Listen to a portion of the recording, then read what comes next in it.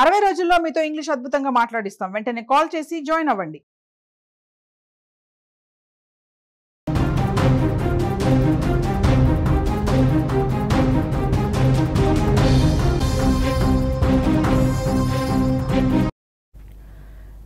మరో big breaking news చూస్తున్నాం. ధర్మస్థల నుంచి. ధర్మస్థలలో ఉద్రిక్త వాతావరణం నెలకొంది. జనంపై పోలీసులు ఒక్కసారిగా కూడా లాఠీచార్జ్ చేస్తున్నట్టుగా తెలుస్తోంది. రెండు వర్గాల మధ్య గొడవ మొదలైంది. ధర్మస్థలతో పాటు వీరేంద్ర హెగ్డేపై కూడా తప్పుడు కథనాలు ప్రసారం చేస్తున్నారంటూ కూడా అక్కడ ఒక వర్గం ఆగ్రహం వ్యక్తం చేస్తోంది. మీడియాపై ఓ వర్గం కూడా దాడి చేస్తుంది. ఈ నేపథ్యంలో రెండు వర్గాల మధ్య కూడా రాళ్ల దాడి జరిగినట్లుగా మనకి బ్రేకింగ్ న్యూస్ లో సమాచారం అందుతోంది.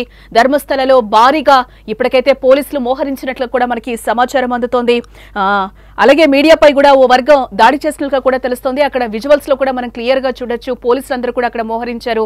ఒక రకమైన ఉద్రిక్త భరిత వాతావరణం అయితే అక్కడ నెలకొందని కూడా మనం చెప్పొచ్చు.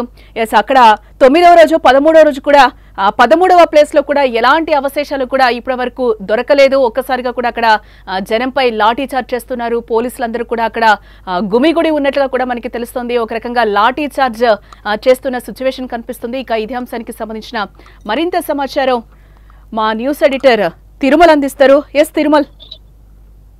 జానకి, యాక్చువల్ గా ధర్మస్థలలో ఊహించని విధంగా ఇవాళ ఉద్రిక్త వాతావరణం నెలకొంది. రెండు వర్గాల మధ్య ఒక యుద్ధ వాతావరణం కొంతకాలంగా కొనసాగుతోంది. ఎందుకంటే మొదటి నుంచి ధర్మస్థలలో ఎటువంటి శవాలు లేవు. ఎవరైతే భీమా విజిల్ బ్లోయర్ ఉన్నారో అతను చేసిన ఆరోపణలన్నీ ఉత్తివే. గడిచిన 9 రోజులుగా తవ్వకాలు జరుగుతూ వస్తున్నాయి.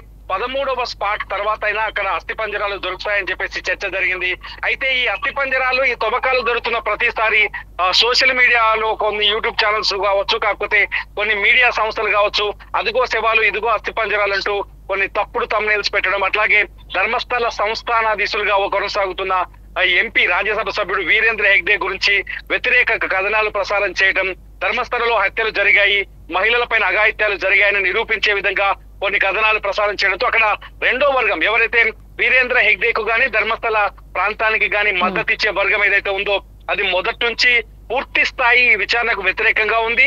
భీమాకు వ్యతిరేకంగా ఉన్నారు. అయితే భీమాకు అనుకూలంగా ఇంకొక వర్గం ఉంది. ఎప్పుడైతే సౌజన్య హత్య జరిగిందో 2012లో అప్పటి నుంచి సౌజన్యకి న్యాయం జరగాలని పోరాటం చేసిన కొన్ని ప్రజా సంఘాల నాయకులు కావచ్చు, కొన్ని హిందూ సంఘాలు కావచ్చు, భీమాకు అనుకూలంగా అక్కడ హత్యలు అత్యాచారాలు జరిగాయని ఆరోపిస్తూ వస్తుంది.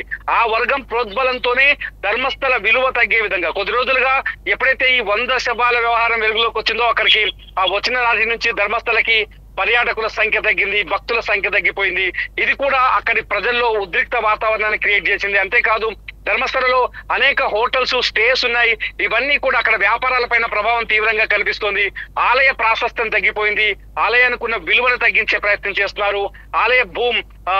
ఆలయానికి ఆ ప్రాంతానికి ఉన్న భక్తిని తగ్గించే ప్రయత్నం చేస్తున్నారని ఆగ్రహంతో ఉన్న వర్గం ఇవాళ ఊహించని విధంగా అక్కడ మీడియా పైన, ముఖ్యంగా మీడియా గ్రూప్స్ పైన దాడులు చేసింది, దాడులకు ప్రయత్నించింది.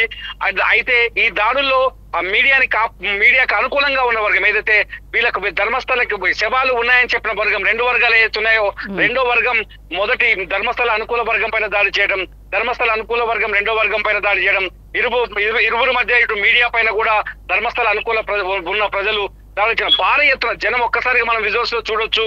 భారీ ఎత్తున జనం గుమికూడి ఉన్నారు. అక్కడ ఆ మీడియా ప్రతినిధుల పైన అటాక్ చేసే ప్రయత్నం చేశారు, రాళ్లు విసిరారు. దీంతో అది కంట్రోల్ చేయడానికి పోలీసులు నానా తిప్పలు పడాల్సి వచ్చింది. లాఠీ చార్జ్ అయితే చేశారు. ప్రస్తుతం ధర్మస్థలలో సెక్షన్ 144 కొనసాగుతోంది.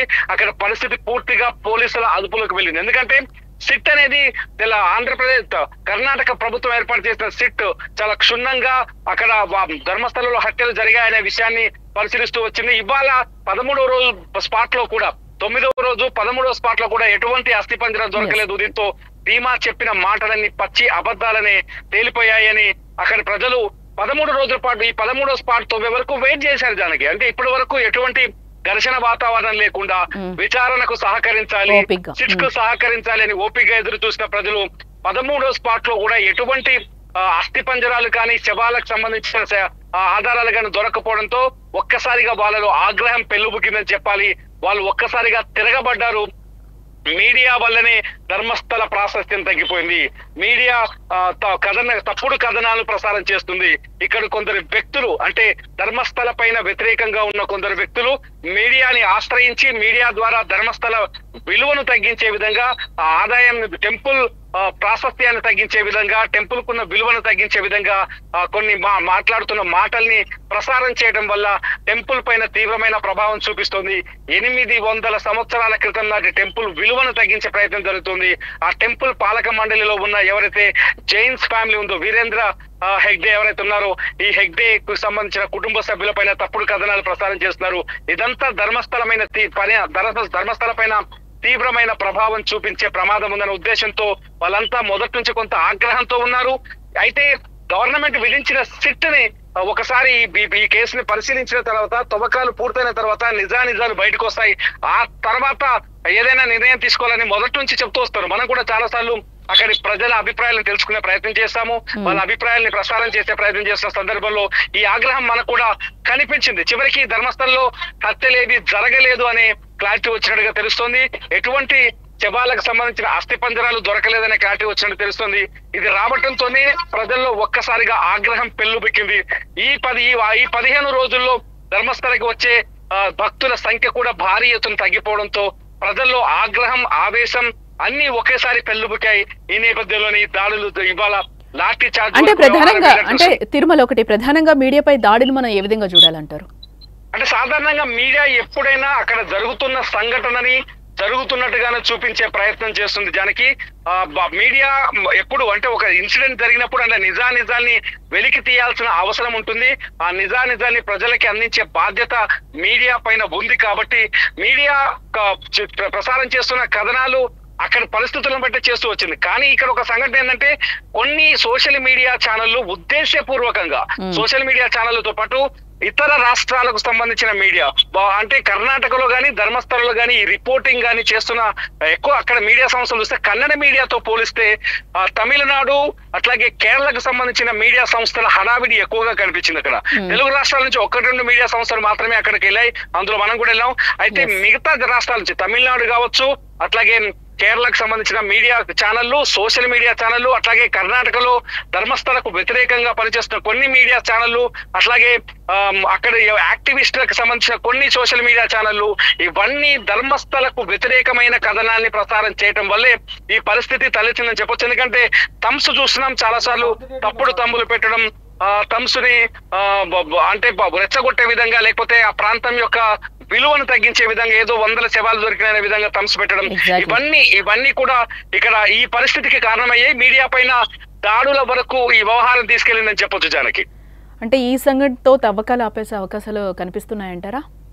అంటే ఒకటి జానకి చాలా స్పష్టంగా ఇక్కడ ఒక విషయాన్ని గుర్తుపెట్టుకోవాలి. సిట్ అనేది ఏదో ఆసామాసి సంఘం కాదు, సంస్థ కాదు.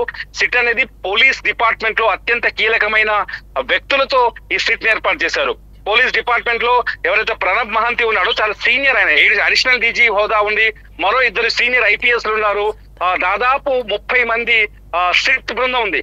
ఒక కేసు పరిశీలనకు తీసుకున్న తర్వాత దాన్ని మొదటి నుంచి చివరి వరకు వెళ్లే వరకు ఏ కేసు విచారణ పూర్తి స్థాయిలో ఆగిపోదు. ఇక్కడ కూడా అదే జరుగుతుంది. 13 స్పాట్ పూర్తయ్యని చెప్తున్నాడు భీమా, ఆ తర్వాత మరొక 15 స్పాట్లు చూపిస్తానని చెప్తున్నాడు, మళ్ళీ ఒక కొత్త కథ చెప్తున్నాడని. సో ఈ సిట్ అతను చెప్పే మాటల్ని ఇంకొంత కూడా నమ్మకంగా ముందుకెళ్లే అవకాశాలు ఉండొచ్చు. లేకపోతే ఇక్కడ పార్ట్ 2 అంటే మొదటి పార్ట్ లో దొరికిన అవశేషాలు కొన్ని 6వ స్పాట్ లో కావచ్చు, 11వ స్పాట్ లో కావచ్చు, కొన్ని అవశేషాలు దొరికితే వాటి చుట్టూ కూడా కథనాలు ఉన్నాయి. అవి ఆత్మహత్యలకు సంబంధించిన కలేబరాలు తప్పితే అవి హత్యలకు సంబంధించినవి కాదనే చర్చ కూడా జరుగుతుంది. ఈ లోపు ఫోరెన్సిక్ రిపోర్ట్ కూడా వచ్చే ఛాన్స్ కనిపిస్తుంది. గడిచిన మరొక 20 రోజుల్లో ఫోరెన్సిక్ రిపోర్ట్ వచ్చిన తర్వాత తవ్వకాలు జరుపుతారా అనే ప్రశ్న కూడా కొనసాగుతుంది. ఎందుకంటే ఇప్పటికే దొరికిన అస్థికల పైన ఒక విచారణ రావాలి. సేమ్ టైం అతను చూపించిన 13 స్పాట్లలో తవ్వకాలు జరిపేటప్పుడు సిట్ కొన్ని జాగ్రత్తలు తీసుకుంది. ఆ జాగ్రత్తలు ఏంటంటే అక్కడ మట్టికి సంబంధించిన శాంపిల్స్ కూడా తీసుకుంది. ఆ శాంపిల్స్ ను కూడా ఫోరెన్సిక్ డిపార్ట్మెంట్ కి పంపించింది. ఫోరెన్సిక్ డిపార్ట్మెంట్ కి పంపించడం వల్ల ఆ శాంపిల్స్ లో ఎముకలకు సంబంధించిన ఏవైనా మూలాలు గాని, అవశేషాలు గాని, మట్టిలో మెల్ట్ అయిన సందర్భాలు గాని ఉంటే ఇవి బయటపడే అవకాశం ఉంటుంది. సో ఫోరెన్సిక్ రిపోర్ట్స్ వచ్చిన తర్వాత రెండో దఫా తవ్వకాలకు వెళ్తారా, లేకపోతే ఫోరెన్సిక్ రిపోర్ట్ తో సంబంధం లేకుండానే అతను చూపించిన చోటల్లో తవ్వుతూ వెళ్తారా అనేది అతిపెద్ద ప్రశ్నగా మారింది. ఇంకొక పాయింట్ ఏంటంటే ఇవాళ 13వ స్థానం తవ్విన తర్వాత 13వ ప్లేస్ తవ్విన తర్వాత ప్రజల్లో ఆగ్రహం కూడా కనిపించింది. మీడియా పైన దాడి చేయడం కావచ్చు, ఒక రకంగా సిట్ ని వ్యతిరేకించినట్టు అవుతుంది.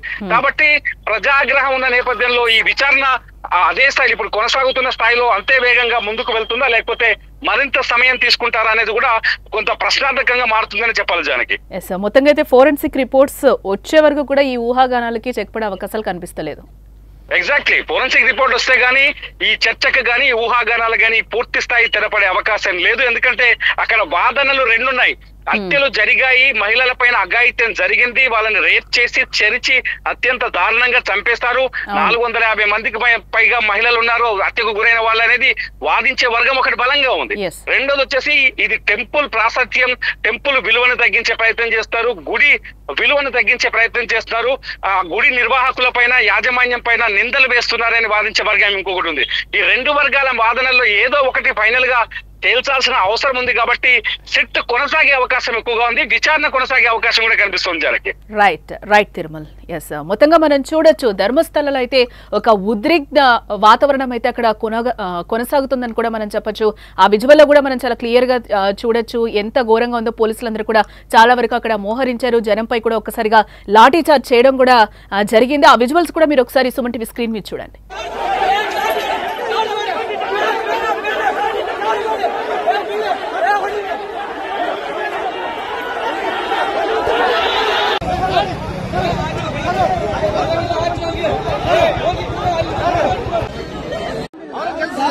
ನೋಡಿ ಸರ್,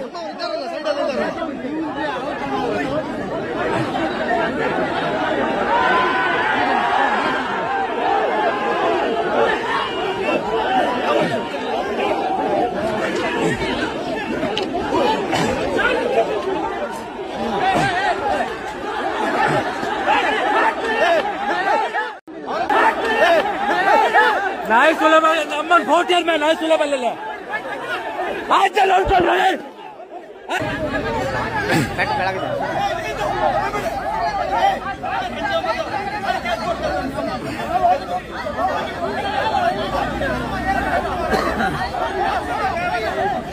हाँ सर घट पड़ा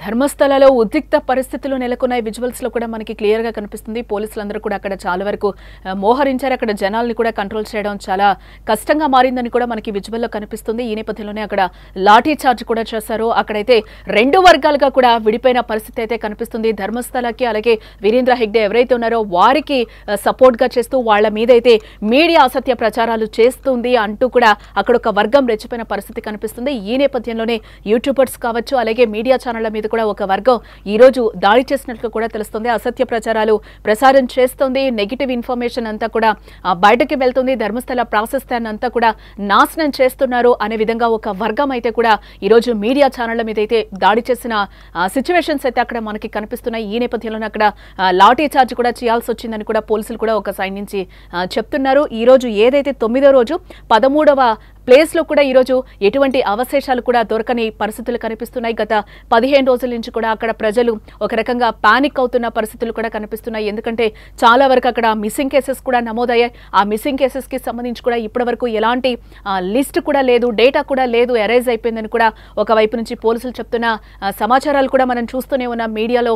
సో దీనికి సంబంధించి కూడా చాలా వరకు ఆ బీమా చెప్పిన మాటలు కూడా ఈరోజు అబద్ధమా అనే క్వశ్చన్స్ కూడా ఈరోజు రేజ్ అవుతున్న పరిస్థితులు అయితే కనిపిస్తున్నాయి. తవ్వకాలు అయితే సిట్ ఇంకా కొనసాగించే అవకాశాలు అయితే కనిపిస్తున్నాయి. ఏదైతే అసత్య ప్రచారాలు చేశారో దానికి సంబంధించి ఈరోజు మీడియా మీద కూడా ఈరోజు దాడి జరిగినట్లు కూడా ధర్మస్థలలో మనకి తెలుస్తోంది. అక్కడ రెండు వర్గాల మధ్య అయితే గొడవ మొదలైంది. ఒక వర్గానికి సంబంధించిన వాళ్ళు ఈరోజు దాడికి తెగబడినట్లుగా కూడా తెలుస్తోంది. ఈ దాడిలో 3 పర్సన్స్ అక్కడ కొంచెం గాయాలైనట్లుగా కూడా మనకి తెలుస్తోంది. ప్రధానంగా ఈ దాడిలో అజయ్ అలాగే అభిషేక్ కంచన్ అలాగే సంతోష్ అనే వ్యక్తులపై 5 గంటల ప్రాంతంలో ధర్మస్థల అలాగే మంగళ రూట్లో అయితే ఈ రోజు దాడికి తెగబడినట్లుగా కూడా ఒక వర్గం మనకైతే సమాచారం అయితే అందుతోంది. ఈ నేపథ్యంలోనే అక్కడ ఉద్రిక్త పరిస్థితులు నెలకొన్నట్లుగా కూడా మనకి సమాచారం అందుతోంది. ఆలయ ప్రతిష్టను దెబ్బతీస్తున్నారంటూ కూడా కొంతమంది ఒక వర్గం అయితే మీడియా ప్రతినిధులపై అక్కడ దాడి చేసినట్లుగా కూడా మనకి తెలుస్తోంది. ఈ నేపథ్యంలోనే అక్కడ 144 సెక్షన్ కూడా అమలవుతున్నట్లుగా అయితే మనకి బ్రేకింగ్ న్యూస్ లో సమాచారం అందుతోంది.